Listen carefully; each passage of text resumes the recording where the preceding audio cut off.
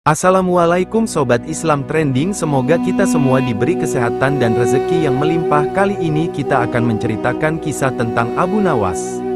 Tagih zakat, Abu Nawas ajak Baginda menjadi pengemis pada siang hari yang sangat terik. Abu Nawas duduk-duduk santai bersama istri tercinta di beranda rumahnya, lah enggan bekerja hari itu. Maklumlah, cuaca sedang kurang bersahabat. Lagi asyik bercengkerama dengan sang istri. Dari kejauhan beberapa prajurit kerajaan tampak mendatangi rumah Abu Nawas.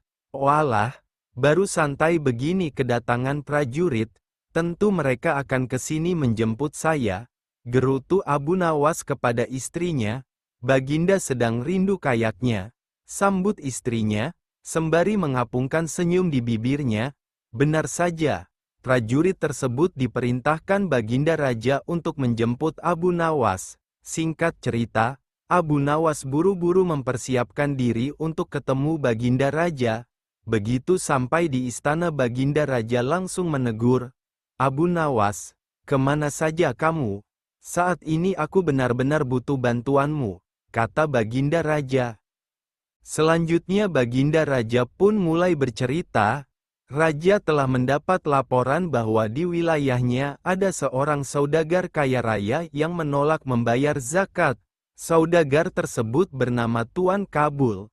Mengapa Baginda tidak panggil saja dia ke istana, lalu masukkan saja ke penjara, ujar Abu Nawas setelah sejenak berpikir. Sebenarnya bisa saja aku berbuat demikian. Namun apa tidak ada cara lainnya yang lebih baik dan halus? Soalnya sangat disayangkan kalau aku menghukum, kata Baginda Raja seakan menyembunyikan sesuatu. Bagaimanapun juga, dia dulu adalah orang yang paling rajin membayar zakat. Tapi entah kenapa semakin dia kaya raya, malah makin malas membayar zakat, lanjut Baginda. Secara pribadi, Abu Nawas lebih senang jika Tuan Kabul dihukum penjara. Dengan begitu semua permasalahan menjadi beres. Keinginan Abu Nawas itu bukan tanpa sebab. Dia tahu dan semua orang juga sudah tahu bahwa Tuan Kabul sangatlah kikir dan bakil. Abu Nawas amat benci Tuan Kabul. Karena Baginda tak mau menjebloskan ke dalam penjara, maka mau tidak mau Abu Nawas ikut memikirkan jalan keluarnya. Akhirnya Abu Nawas meminta waktu. Beberapa hari untuk memikirkan jalan keluarnya. Seperti biasa, jika sudah begitu Abu Nawas langsung pamit begitu menerima hadiah dari Baginda Raja. "Ingat, kamu harus berhasil Abu," ujar Baginda menekankan. Setelah sepekan, Abu Nawas kembali ke istana. "Bagaimana? Apa taktikmu sekarang?" tanya Baginda Raja. "Beres Baginda. Sudah ditemukan caranya. Cuma, saya dan Baginda harus jadi pengemis. Apakah Baginda bersedia?" tanya Abu Nawas. Pada mulanya, Baginda Raja agak kaget dengan ide Abu Nawas. Karena ada rasa keinginan kuat untuk menyadarkan Tuan Kabul, akhirnya Raja pun bersedia. Dengan memakai pakaian layaknya pengemis, Abu Nawas dan Baginda Raja pergi meluncur ke rumah Tuan Kabul. Kebetulan, pada saat itu, Tuan Kabul berada di rumah. Abu Nawas segera saja mengucapkan salam dan menyapa Tuan Kabul. "Apakah Tuan mempunyai uang receh?" kata Abu Nawas. "Tidak ada," jawab Tuan Kabul. "Kalau begitu, apakah Tuan punya pecahan?" "Kalau begitu, apakah Tuan punya pecahan roti kering, sekadar untuk mengganjal perut kami?" tanya Abu Nawas. "Tidak ada," kata Tuan Kabul. "Kalau begitu, kami minta segelas air saja." "Adakah Tuan?" tanya Abu Nawas. "Sudah aku bilang dari tadi aku tidak punya apa-apa," kata Tuan Kabul yang mulai emosi. Abu Nawas dan Baginda senyum-senyum saja. Justru inilah yang ditunggu-tunggu Abu Nawas, sifat emosi yang dimunculkan Tuan Kabul. "Kalau Tuan tidak punya apa-apa, mengapa Tuan tidak jadi pengemis seperti kami saja?" sambut Abu Nawas. Mendadak wajah Tuan Kabul terlihat murung. Rupanya ia teringat akan masa lalunya yang terbilang miskin dan tak punya apa-apa. Rasa marah, tersinggung dan terhina bercampur aduk dirasakan Tuan Kabul. Namun belum sempat Tuan Kabul sadar siapa yang berdiri di depannya, Raja mulai angkat bicara. "Bagaimana Kabul? Apakah memilih menjadi orang kaya atau orang yang tak punya?"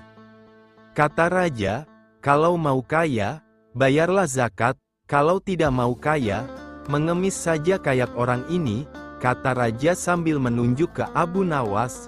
Tuan Kabul terkejut bukan kepalang begitu tahu dengan siapa ia bicara. La pun mohon ampun dan berjanji akan membayar zakat dengan tertib. "Ampun Baginda, zakat tentu akan kami bayar," ujarnya. Abu Nawas selanjutnya membacakan Al-Quran tentang ancaman orang yang enggan membayar zakat, tanpa harus menjebloskan Tuan Kabul ke penjara. Misi Abu Nawas dan Baginda Raja sukses. Suatu ketika saat Abu Nawas sedang berpergian di negara tetangga bersama temannya, tiba-tiba saja ada kabar tentang putra mahkota kerajaan tetangga tersebut yang jatuh sakit.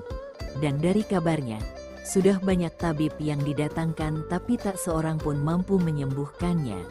Akhirnya Raja mengadakan sayembara yang boleh diikuti oleh semua lapisan masyarakat, tidak terkecuali oleh para penduduk negeri tetangga seperti Abu Nawas dan temannya. Sayembara yang berhadiah besar itu ternyata begitu menggiurkan banyak orang, sehingga dalam waktu singkat telah diikuti ratusan peserta. Namun sampai beberapa hari kemudian, tak ada satupun dari peserta berhasil mengobati penyakit sang pangeran. Melihat hal itu, Abu Nawas tergoda untuk mengikuti sayembara itu. La menyuruh temannya mendaftarkan diri. Temannya yang tahu bahwa Abu Nawas bukan tabib, mula-mula menolak untuk mendaftarkan diri. Namun karena terus didesak, akhirnya ia mendaftarkan nama Abu Nawas sebagai juru sembuh untuk mengikuti sayembara. Namun kedatangan Abu Nawas dan temannya yang tidak membawa peralatan medis apapun, mencengangkan pihak kerajaan tetangga dan para tabib yang lain. Ketika Abu Nawas dan temannya dipersilahkan memasuki kamar sang putra mahkota, ia mencoba mengamati kondisinya. La menghampiri sang pangeran dan duduk di sisinya. Ia mencoba menerka apa yang sebenarnya dialami oleh lelaki muda di depannya itu. Setelah berpikir sejenak, Abu Nawas berkata kepada Raja, "Saya membutuhkan seorang yang di masa mudanya sering mengembara ke pelosok negeri Anda." Maka segera orang tua yang diinginkan Abu Nawas didatangkan. Lalu Abu Nawas berkata kepadanya, "Sebutkan satu persatu nama-nama desa di daerah selatan." Maka orang tua itu menuruti apa yang diperintahkan Abu Nawas. Dan ketika orang tua itu menyebutkan nama-nama desa bagian selatan, Abu Nawas menempelkan telinganya ke dada sang pangeran. Kemudian Abu Nawas memerintahkan agar menyebutkan bagian utara, barat, dan timur. Setelah semua bagian negeri disebutkan, Abu Nawas bertanya kepada sang raja, apakah beberapa hari sebelumnya, putra mahkota sering pergi ke daerah utara negeri Paduka, Benar, memangnya kenapa? Lalu Abu Nawas membisikkan sesuatu kepada pangeran dan kemudian menempelkan telinganya ke dada pangeran. Sang raja heran dengan apa yang dilakukan Abu Nawas. La pun bertanya, "Apa yang sedang kamu lakukan?" "Saya tengah memasang detektor untuk mendeteksi denyut jantung putra Paduka," jawab Abu Nawas. "Detektor apa itu?" tanya raja keheranan. "Apakah yang mulia menginginkan sang pangeran hidup?" tanya Abu Nawas. "Apa maksudmu?" raja balas bertanya. "Di telinga hamba ada detektor asmara yang bisa menerka denyut jantung orang-orang yang tengah jatuh cinta. Dan menurut detektor yang hamba miliki itu, sang pangeran sekarang ini sedang jatuh cinta pada seorang gadis desa di sebelah utara negeri ini." Abu Nawas menjelaskan, "Bagaimana kau tahu?" "Itu karena hamba memiliki detektor asmara Paduka. Bagaimana kau menggunakannya?" "Hamba bisa mendeteksi penyakit itu dari nama-nama desa di seluruh negeri ini. Saat si pengembara tadi menyebutkan nama sebuah desa, Tiba-tiba degup jantungnya keras ketika mendengarkan nama sebuah desa di bagian utara negeri ini. Dan sang pangeran tidak berani mengutarakannya kepada Baginda. "Lalu apa yang harus aku lakukan?"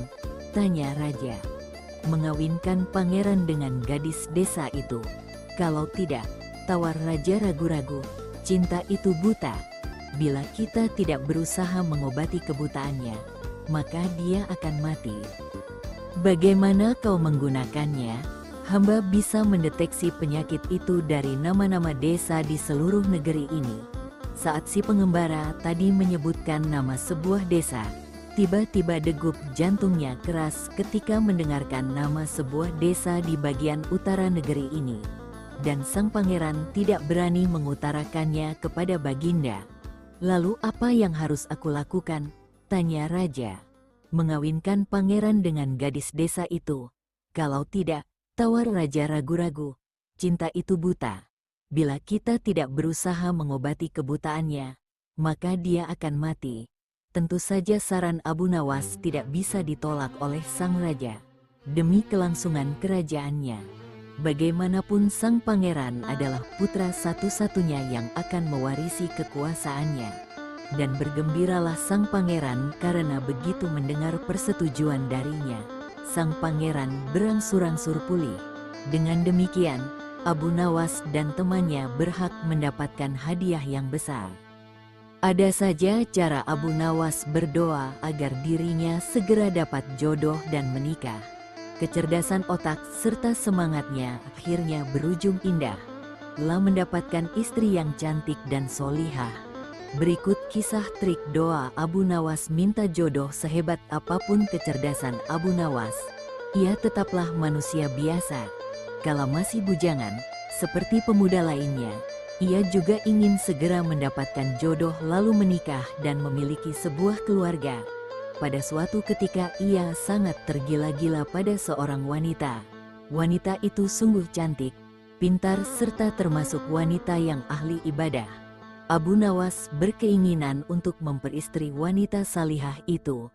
Karena cintanya begitu membara, ia pun berdoa dengan khusyuk kepada Allah. "Ya Allah, jika memang gadis itu baik untuk saya, dekatkanlah kepadaku. Tetapi jika memang menurutmu ia tidak baik buatku, tolong ya Allah, sekali lagi tolong, pertimbangkan lagi ya Allah." Ucap doanya dengan menyebut nama gadis itu dan terkesan memaksa kehendak Allah. Abu Nawas melakukan doa itu setiap selesai salat 5 waktu. Selama berbulan-bulan ia menunggu tanda-tanda dikabulkan doanya. Berjalan lebih 3 bulan, Abu Nawas merasa doanya tak dikabulkan Allah. Lapun introspeksi diri, mungkin Allah tak mengabulkan doaku karena aku kurang pasrah atas pilihan jodohku, katanya dalam hati. Kemudian Abu Nawas pun bermunajat lagi. Tapi kali ini ganti strategi. Doa itu tidak diembel-embeli spesifik pakai nama si gadis. Apalagi berani maksa kepada Allah seperti doa sebelumnya. "Ya Allah, berikanlah istri yang terbaik untukku." Begitu bunyi doanya. Berbulan-bulan ia terus memohon kepada Allah. Namun Allah tak juga mendekatkan Abu Nawas dengan gadis pujaannya. Bahkan Allah juga tidak mempertemukan Abu Nawas dengan wanita yang mau diperistri. Lama-lama ia mulai khawatir juga, takut menjadi bujangan tua yang lapuk dimakan usia. Lapun memutar otak lagi bagaimana caranya berdoa dan bisa cepat terkabul. Abu Nawas memang cerdas, tak kehabisan akal. Ia pun merasa perlu sedikit diplomatis dengan Allah. Lapun mengubah doanya. Lapun memutar otak lagi bagaimana caranya berdoa dan bisa cepat terkabul. Abu Nawas memang cerdas, tak kehabisan akal. Ia pun merasa perlu sedikit diplomatis dengan Allah. Lapun mengubah doanya. "Ya Allah, kini aku tidak minta lagi untuk diriku. Aku hanya minta wanita sebagai menantu ibuku yang sudah tua dan sangat aku cintai ya Allah. Sekali lagi bukan untukku ya Tuhan. Maka, berikanlah ia menantu." Begitu doa Abu Nawas. Dasar Abu Nawas, pakai membawa nama ibunya segala. Padahal permintaannya itu tetap saja untuk dirinya. Allah Maha Tahu, tidak perlu dipolitisir segala. Tapi barangkali karena keikhlasan dan keluguan waliullah Abu Nawas tersebut, Allah pun menjawab doanya. Akhirnya Allah menakdirkan wanita cantik dan salihah itu menjadi istri Abu Nawas. Abu Nawas bersyukur sekali bisa mempersunting gadis pujaannya. Keluarganya pun berjalan mawadah warahmah. Al-Kisah, pada suatu malam dalam tidurnya Baginda Raja Harun al-Rasyid bermimpi bertemu seorang lelaki tua. Dalam mimpinya laki-laki itu tua berpesan kepadanya jika negeri yang dipimpinnya akan ditimpa musibah. Oleh sebab itu, agar dapat menghindari bencana itu, ia harus mengusir seorang penduduk negerinya yang bernama Abu Nawas. Esoknya setelah ia terbangun Baginda Raja mulai gelisah hatinya mengingat mimpi yang dialami semalam. Ia kemudian memerintahkan kepada pesuruhnya untuk menghadirkan Abu Nawas ke istana. Tatkala Abu Nawas telah berada di istana, Baginda kemudian berkata kepada Abu Nawas, "Hai Abu Nawas, semalam aku bermimpi yang sangat aneh, dan aku merasakan jika mimpi itu adalah suatu pertanda buruk bagi negeriku. Dalam mimpiku aku bertemu seorang laki-laki tua yang memakai pakaian serba putih. Ia mengatakan kepadaku jika negeri ini akan ditimpa bencana yang sangat besar. Agar itu tidak terjadi, ia berpesan agar aku mengusir seorang rakyatku dari negeri ini yang bernama Abu Nawas. Dan ia juga mengatakan jika Abu Nawas itu ingin kembali maka hendaklah dia tidak berpijak di atas bumi atau mengendarai tunggangan apapun, tapi jika ia tidak bisa melakukan seperti itu maka ia tidak boleh lagi kembali ke negeri ini. Oleh sebab mimpi itu maka aku yakin ada sebuah kesialan atas dirimu. Maka aku memutuskan untuk mengusirmu dari negeri ini," kata Baginda. Dengan perasaan yang berkecamuk setelah mendengarkan perintah Baginda Raja atas pengusiran dirinya, Abu Nawas kemudian meninggalkan istana dan kembali ke rumah. Ia menceritakan kepada istrinya tentang apa yang telah dititahkan Raja kepadanya. Istrinya merasa sangat sedih. Abu Nawas kemudian pergi meninggalkan keluarganya dengan bekal yang dibawa seadanya. Ketika dalam perjalanan ia terus memohon kepada Tuhan agar diberi petunjuk, ia pun terus memutar otaknya agar dapat keluar dari masalah itu. Abu Nawas terus berjalan tanpa tujuan yang pasti hingga ia berada di sebuah negeri. Selama beberapa hari di sana ia terus berpikir bagaimana cara ia kembali ke negeri Baghdad tanpa melanggar apa yang telah dipesankan Raja kepadanya, yaitu tidak boleh menginjak bumi dan tidak pula mengendarai tunggangan apapun. Bukan Abu Nawas namanya jika ia memiliki keputusasaan. Abu Nawas tidak berputus asa atas apa yang telah menimpanya. Meskipun alasan yang membuat ia diusir sama sekali tidak masuk akal, ia menerimanya dengan ikhlas, selalu berdoa kepada Allah dan berpikir untuk bisa keluar dari setiap masalah yang menimpanya. Tibalah pada suatu hari ia merasa rindu berat kepada keluarganya di negeri Baghdad. Namun ia belum menemukan cara untuk kembali, hingga pada suatu hari lain tiba-tiba dia menemukan sebuah cara yang sangat masuk akal dan tidak membuatnya melanggar perintah raja. Setelah ia menemukan cara tersebut, Abu Nawas segera mempersiapkan segala sesuatu dan bersiap-siap untuk kembali ke kampung halamannya. Kabar kembalinya Abu Nawas mulai tersebar dalam negeri hingga ke telinga Baginda. Rakyat menyambut gembira kepulangan Abu Nawas karena kecintaan akan dirinya. Baginda Raja juga ikut senang, tapi dalam suasana yang berbeda. Jika rakyat senang karena mereka menyukai Abu Nawas, Baginda Raja senang karena kali ini ia dapat leluasa memberi hukuman kepada Abu Nawas. Baginda berpikir pasti mustahil Abu Nawas dapat kembali tanpa berpijak pada bumi atau menunggangi sesuatu. Tibalah Abu Nawas di istana dan menghadap Baginda Raja. Kehadirannya di istana membuat Baginda Raja sangat kaget ketika melihat Abu Nawas bergelantungan mengikat dirinya di bawah seekor keledai, dan kemudian Abu Nawas berkata kepada Baginda Raja, "Wahai Baginda Raja, bukankah engkau telah mengusirku dari negeri ini? dan melarangku kembali dengan berjalan memijak bumi dan tidak pula boleh menunggang apapun. Maka oleh sebab itu aku telah kembali dengan tidak memijak pada bumi dan tidak pula menunggung apapun, kecuali aku bergelantungan di bawah perut keledai. Melihat tingkah pola dan alasan yang diberikan Abu Nawas, Baginda Raja pun merasa masuk akal dan sangat memuaskan beliau. Akhirnya Abu Nawas bisa kembali ke keluarganya dan terbebas dari hukuman Baginda Raja. Abu Nawas dan rahasia Raja. Pada suatu hari, Raja Harun al-Rasyid mendengar bahwa Abu Nawas adalah orang yang paling cerdik di negerinya. Untuk menguji kecerdikan Abu Nawas, sang raja memanggilnya ke istana dan berkata, "Abu Nawas, aku ingin kau menyimpan rahasiaku. Tapi ingat, kau tidak boleh memberitahukan rahasia ini kepada siapapun, tidak dengan kata-kata, tidak dengan isyarat, bahkan tidak dalam mimpi." Abu Nawas pun penasaran, rahasia apa yang begitu penting sampai-sampai raja sangat merahasiakannya. Raja lalu membisikkan sesuatu ke telinga Abu Nawas. "Rahasiaku adalah, aku punya ekor seperti kuda." Abu Nawas terkejut. Tapi karena janji kepada raja, ia tidak boleh memberitahu siapapun.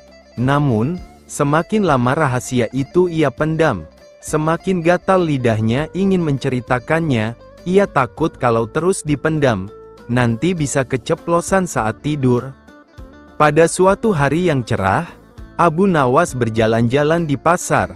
Seperti biasa, pasar penuh dengan pedagang yang menawarkan barang dagangan mereka.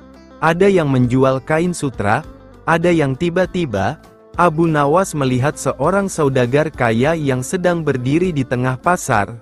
Saudagar itu berbicara dengan lantang, "Aku adalah orang terkaya di negeri ini, apapun bisa kubeli. Siapa yang bisa menjual sesuatu yang belum pernah kumiliki?"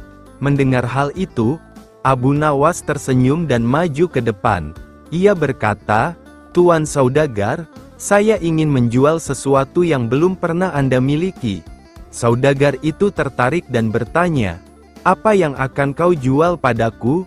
Dengan penuh percaya diri, Abu Nawas menunjuk ke langit dan berkata, "Aku ingin menjual awan kepadamu, Tuan." Orang-orang di pasar terkejut dan tertawa mendengar ucapan Abu Nawas. "Mana mungkin awan bisa dijual?" kata mereka. Namun, saudagar itu terasa tertantang, karena ia sangat kaya dan ingin memiliki sesuatu yang unik. Ia pun bertanya, "Berapa harga awan itu, Abu Nawas?" Abu Nawas pura berpikir sejenak, lalu berkata, "Karena awan hari ini sangat indah dan besar, harganya 1000 keping emas." Tanpa berpikir panjang, saudagar kaya itu segera mengeluarkan uangnya dan menyerahkannya kepada Abu Nawas.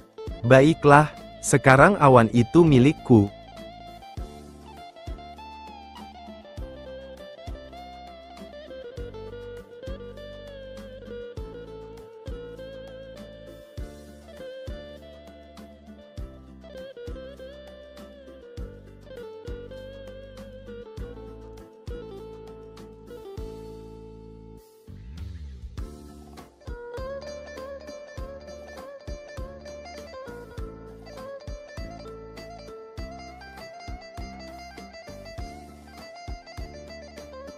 Suatu hari datanglah 3 orang dari desa menghadap Baginda Raja Harun al-Rasyid di istana.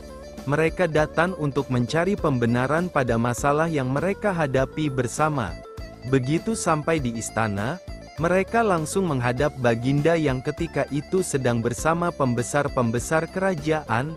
Salah satu dari mereka berkata, "Ampun beribu ampun tuanku, kedatangan kami ke sini tidak lain hanyalah untuk meminta penyelesaian tentang persoalan yang sedang melilit kami bertiga," kata salah seorang dari mereka yang bernama Ahmad. "Baiklah, ceritakan apa persoalan kalian?" tanya Baginda.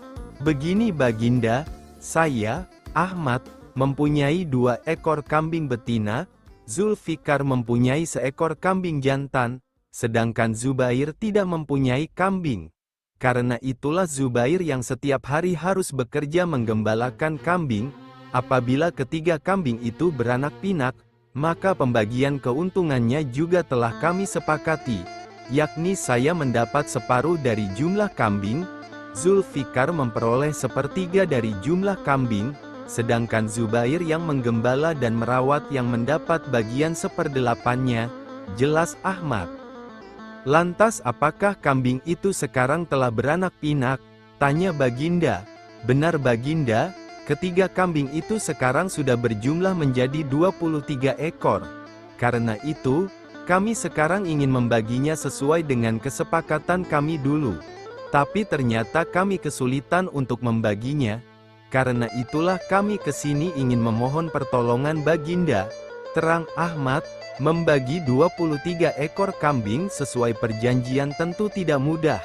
Bayangkan, bila Ahmad memperoleh pembagian separuh dari kambing-kambing itu, maka Ahmad sebenarnya mendapat bagian 11 ekor lebih setengah kambing. Sedangkan Zulfikar memperoleh pembagian sepertiga seharusnya mendapatkan 7 ekor lebih 2/3 kambing. Sementara Zubair mendapatkan seperdelapannya yang berarti 2 ekor kambing lebih 7/8 kambing. Baginda Raja tampaknya berusaha berpikir keras untuk memecahkan persoalan tersebut. Bahkan para pejabat yang hadir di tempat tersebut juga tak sanggup memecahkan masalah tersebut, karena orang yang hadir di tempat tersebut tak ada yang bisa memecahkan masalah itu. Akhirnya Baginda terpikir untuk mengundang Abu Nawas dengan kecerdasannya menyelesaikan banyak persoalan. Atas perintah Raja, sampailah Abu Nawas di istana. Baginda kemudian memerintahkan Ahmad untuk menceritakan semua persoalan rumit yang mereka hadapi kepada Abu Nawas. Wah, itu masalah kecil, Baginda, insya Allah saya bisa membantu mencarikan jalan keluarnya, kata Abu Nawas. Tolong bawakan kambing itu masuk semuanya, pinta Abu Nawas. Setelah ke-23 ekor kambing tersebut dituntun masuk istana, Abu Nawas lalu menghitung kembali jumlah kambing tersebut. Sesudah kambing itu dihitung dan benar jumlahnya 23, Abu Nawas mulai berpikir keras mencari solusi dari masalah yang cukup rumit tersebut. Tidak lama kemudian Abu Nawas kembali berkata, "Izinkan saya meminjam kambing Baginda, seekor saja," pinta Abu Nawas. "Nah, sekarang saatnya saya akan membagi kambing tersebut sesuai dengan porsi kalian saat perjanjian," kata Abu Nawas setelah menambahkan skor kambing milik Baginda Raja. "Ahmad yang berhak memperoleh separuh kambing, maka boleh mengambil 12 ekor, sedangkan engkau Zulfikar yang memperoleh bagian sepertiganya, maka boleh mengambil 8 ekor, perintah Abu Nawas. Terakhir Zubair yang memperoleh bagian seperdelapannya, maka engkau berhak mengambil bagian 3 ekor kambing, sisa 1, karena saya tadi meminjam 1 ekor kambing milik Baginda, maka ini saya kembalikan lagi kambing tersebut," kata Abu Nawas. Masing-masing telah mendapatkan bagiannya. Semua merasa puas atas bantuan Abu Nawas. Mereka pun berterima kasih dan kembali ke rumah masing-masing. Tidak lupa Baginda pun turut berterima kasih kepada Abu Nawas atas bantuan Abu Nawas menyelesaikan persoalan rakyatnya. Pada suatu hari Baginda Raja Harun al-Rasyid memanggil Abu Nawas menghadap ke istananya. Setelah Abu Nawas tiba di istana dengan tersenyum, Baginda Raja menyambutnya dan kemudian berkata kepada Abu Nawas, "Wahai Abu Nawas, akhir-akhir ini perutku sering sakit. Tabibku mengatakan jika aku terkena gangguan angin. Mohon ampun Baginda, apa yang sudi kiranya yang dapat hamba bantu?" tanya Abu Nawas kepada Baginda Raja. Baginda lalu menjawab, "Aku menginginkan agar kamu dapat menangkap angin untuk dipenjarakan, karena ia telah berani menggangguku. Dan aku memberimu waktu selama 3 hari untuk membawa angin ke hadapanku," kata Baginda kepada Abu Nawas. Abu Nawas kemudian pergi meninggalkan istana untuk melaksanakan titah Baginda Raja. Namun ia sangat kebingungan dan berpikir bagaimana ia bisa menangkap angin untuk dipenjarakan. Sedang angin merupakan sesuatu yang tidak dapat dilihat oleh kasat mata. Kali ini sungguh aneh permintaan Baginda, tiada henti-hentinya menjebak dirinya. Nampaknya kali ini Baginda akan berhasil mendapatkan celah untuk menghukum dirinya, pikir Abu Nawas. Tapi Abu Nawas tidak putus asa. Ia terus berpikir mencari jalan keluar walaupun menangkap angin merupakan suatu pekerjaan mustahil. Karena ia bukanlah suatu benda yang dapat disentuh dan sama sekali tidak dapat dilihat meski keberadaannya ada di mana-mana. Sudah 2 hari berjalan sejak perintah Baginda, Abu Nawas belum juga berhasil menangkap angin maupun menemukan cara untuk menangkapnya. Hingga hari ketiga ketika ia sedang berjalan-jalan dengan hati yang hampir berserah diri menerima hukuman Baginda, tiba-tiba ia teringat akan kisah Aladin dan jinnya yang terkurung di dalam lampu ajaib. Abu Nawas pun menemukan ide yang akan menyelamatkan dirinya dari hukuman Baginda Raja. Ia sangat gembira segera berlari pulang ke rumah mempersiapkan semua keperluan untuk menghadap sang Baginda Raja. Setelah semuanya siap, Abu Nawas langsung menuju istana untuk menghadap. Di sana Baginda Raja telah menunggu ingin melihat hasil kerjanya. Baginda Raja langsung bertanya kepada Abu Nawas, "Wahai Abu Nawas, sudahkah engkau melaksanakan perintahku untuk menangkap dan memenjarakan angin?" "Sudah Baginda Raja," jawab Abu Nawas. "Coba perlihatkan. Aku sangat ingin melihat hasil kerjamu," kata Baginda. Abu Nawas kemudian menyerahkan sebuah botol kaca yang tertutup kepada Baginda Raja. "Di mana angin itu? Aku tidak melihat apa-apa di dalam sini," berkata Abu Nawas. "Ampun Yang Mulia Baginda Raja, angin tidaklah dapat dilihat dengan mata. Tetapi jika tuanku Baginda ingin mengetahui keberadaannya, maka bukalah penutup botol itu." Tanpa berpikir panjang, Baginda Raja langsung membuka penutup botol itu dan tiba-tiba ia mencium bau busuk yang keluar dari botol tersebut. Dengan nada yang marah Baginda bertanya kepada Abu Nawas, "Hai Abu Nawas, bau apa yang keluar dari sini?" Dengan nada ketakutan kemudian Abu Nawas menjawab, "Mohon ampun Baginda Raja. Tadi hamba juga mengalami gangguan angin pada perut hamba dan ketika ia hendak keluar maka hamba langsung memasukkannya ke dalam botol. Agar ia tidak melarikan diri maka hamba segera memenjarakannya dengan menyumbat mulut botol itu untuk menutupnya." Mendengar penjelasan Abu Nawas, Baginda tidak jadi memarahi dan menghukumnya meski beliau telah diberi kentut oleh Abu Nawas. Karena alasan yang diberikan cukup masuk akal untuk sebuah pekerjaan aneh. Abu Nawas kemudian pergi meninggalkan istana dengan hati gembira, karena ia lelah lolos dari jebakan dan hukuman Baginda Raja. Abu Nawas dan menteri bertelur pada suatu hari Sultan Harun al-Rasyid memanggil 10 orang menterinya, "Kalian tahu di depan istana ini ada sebuah kolam. Aku akan memberikan masing-masing sebutir telur kepada kalian. Menyelamlah kalian ke dalam kolam itu dan kemudian serahkanlah telur-telur itu kepadaku apabila kamu muncul ke permukaan. Aku ingin tahu kepandaian Abu Nawas." Kemudian Sultan menyuruh memanggil Abu Nawas ke istananya. Kepada Abu Nawas dan ke-10 orang menterinya itu Sultan bertitah, "Kamu sekalian aku perintahkan turun ke dalam kolam itu, menyelam, dan apabila muncul ke permukaan serahkanlah kepadaku sebutir telur ayam.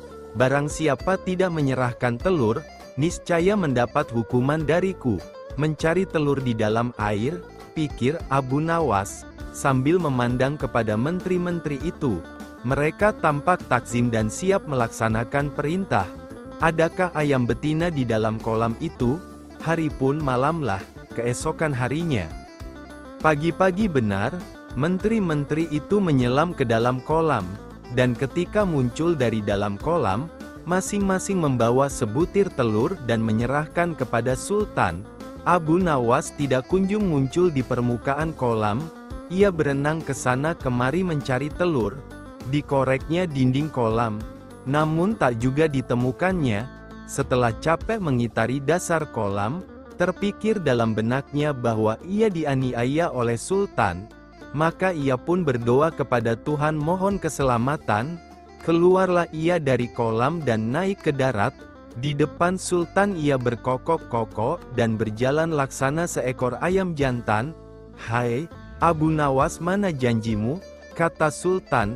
"Semua orang ini masing-masing telah menyerahkan sebutir telur kepadaku.